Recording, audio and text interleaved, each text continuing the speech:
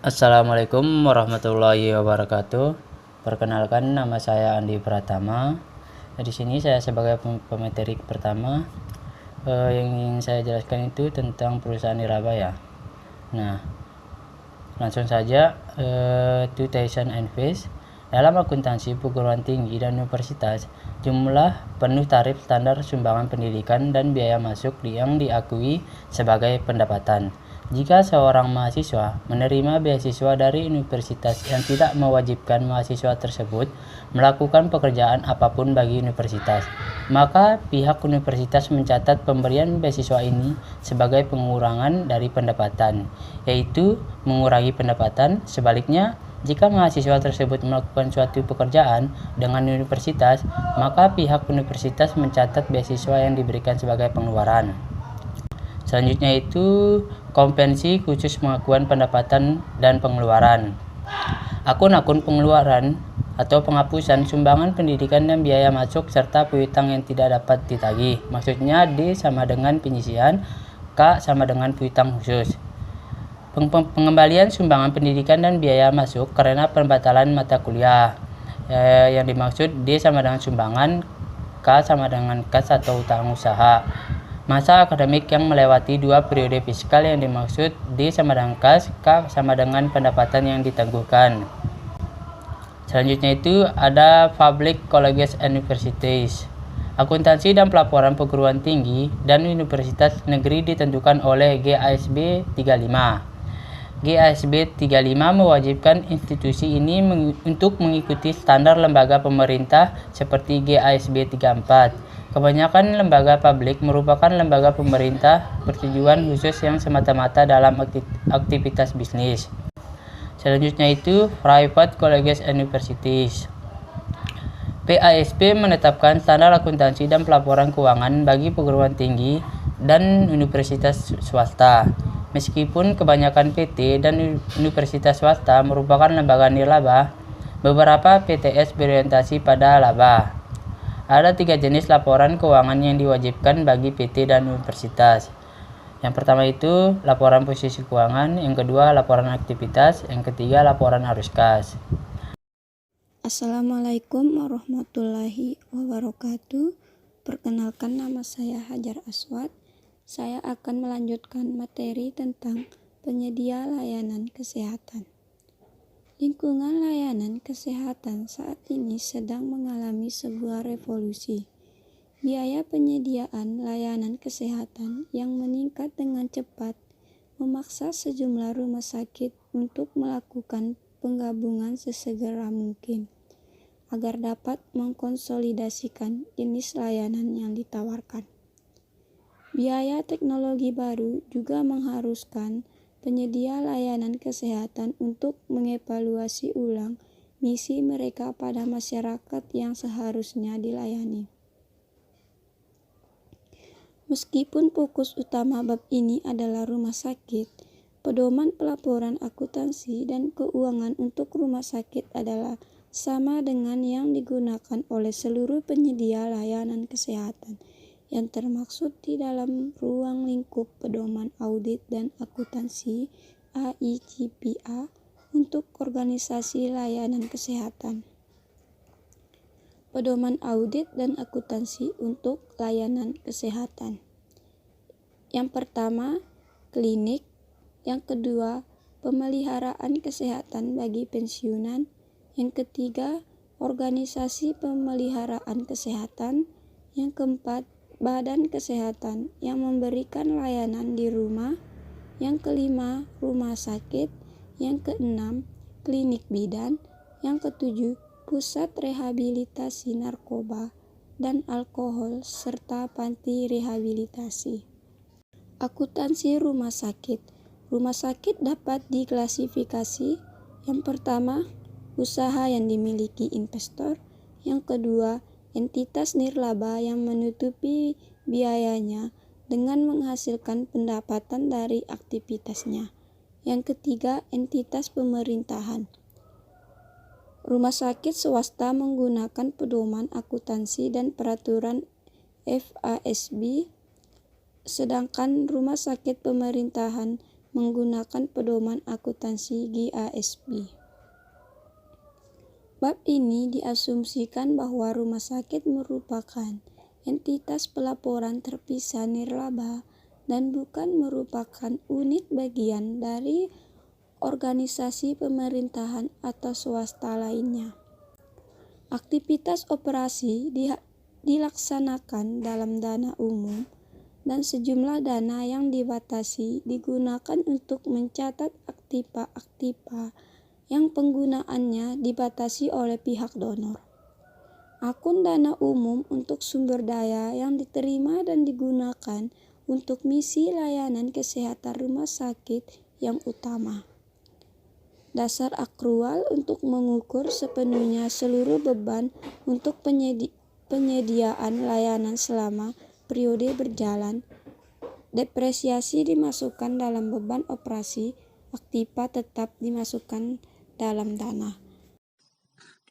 Oke, baik, saya akan melanjutkan materi dari teman saya. Jadi di laporan keuangan rumah sakit itu, yang pertama itu ada neraca atau laporan posisi keuangan yang menyajikan total aktiva, kewajiban, dan aktiva bersih organisasi secara keseluruhan. Dalam neraca itu ada akun piutang, ada investasi, ada aktiva tetap, aktiva dengan penggunaan terbatas, pengungkapan terpisah harus dilakukan. Terus ada utang jangka panjang. Kemudian ada laporan operasi. Pada laporan operasi itu ada beberapa akun, itu ada pendapatan jasa pasien bersih, ada penyesuaian kontraktual, pendapatan dari program usaha sampingan, transfer antar dana, dan beban dana umum. Nanti selisihnya itu lanjutlah ke laporan perubahan modal. Dalam akuntansi rumah sakit itu ada namanya sumbangan terhadap rumah sakit. Dibagi menjadi dua, yaitu ada sumbangan berupa jasa dan sumbangan berupa aktiva. Di sini kami lampirkan beberapa contoh soal yang mana nanti teman-teman bisa melihat dan akan saya coba jelaskan pada sesi tanya jawab. Terima kasih. Assalamualaikum warahmatullahi wabarakatuh. Perkenalkan, nama saya Mardiana, saya dari kelompok 7. Di sini saya akan menjelaskan contoh tentang materi nirlaba. Nah, di sini saya akan menjelaskan tentang yang pertama itu pihak rumah sakit menerima sumbangan jasa bernilai $10.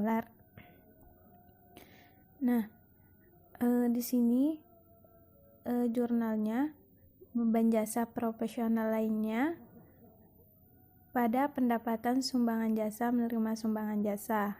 Beban jasa profesionalnya itu dikredit dan pendapatan sumbangan jasa menerima sumbangan jasa itu didebit. Yang kedua, selama tahun 2002, rumah sakit menerima pemberian tunai yang tidak dibatasi dengan jumlah $63.000 dan sumbangan obat-obatan dan perlengkapan medis dengan nilai pasar sebesar $30. Nah, jurnalnya itu kas pada sumbangan tidak dibatasi menerima sumbangan yang tidak dibatasi.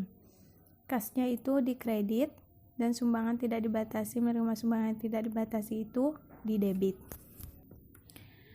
Nah, selanjutnya itu di sini ada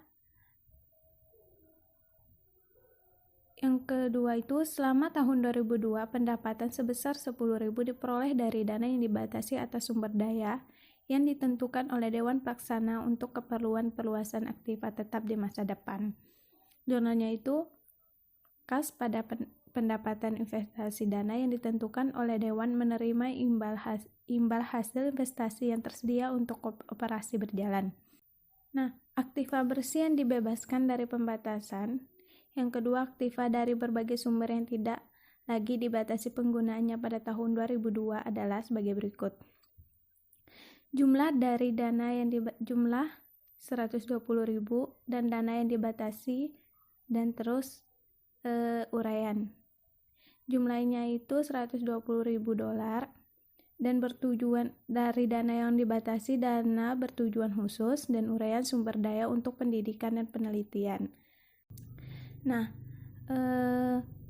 di sini ada kas pada aktiva bersih yang dibebaskan dari pembatasan penggunaan program mencatat pembayaran untuk penggantian pengeluaran operasi yang dibuat sesuai dengan pemberian yang dibatasi. Terus selanjutnya aktiva tetap 25.000 di kredit pada aktiva bersih yang dibebaskan dari pembatasan pembelian aktiva tetap, transfer dari dana penggantian dan pengembangan fasilitas yang dibatasi sementara waktu ke dalam aktiva yang digunakan dalam kegiatan pelayanan di debit 25.000. Saya Juraida Barus sebagai pemateri kelima akan menjelaskan tentang VHWO. Organisasi Kesehatan dan Kesejahteraan Sukarela atau VHWO menyediakan berbagai layanan sosial. Contoh organisasi semacam itu adalah Palang Merah dan Bala Kesehatan. Organisasi-organisasi ini mengumpulkan dana dari masyarakat luas dan biasanya memberikan layanan mereka tanpa biaya, atau mereka dapat mengenakan biaya nominal kepada mereka yang memiliki kemampuan membayar. Kegiatan utama VHWO dilaporkan dalam kelas aset tidak terikat. Sumber daya yang dibatasi oleh donor untuk tujuan operasi tertentu atau periode mendatang dilaporkan sebagai aset sementara yang dibatasi. Aset-aset yang disumbangkan oleh donor dengan pembatasan permanen dilaporkan sebagai aset yang dibatasi secara permanen. Ada banyak jenis entitas nirlaba selain rumah sakit dan organisasi kesehatan dan kesejahteraan sukarela. Contohnya organisasi persaudaraan dan klub sosial, serikat pekerja dan asosiasi profesional, asosiasi politik dan perdagangan, perpustakaan dan sekolah dasar dan menengah swasta, penelitian dan organisasi ilmiah, dan masyarakat geologi dan botani. Pernyataan posisi keuangan, pernyataan aktivitas, dan pernyataan arus kas diperlukan untuk tujuan pelaporan keuangan.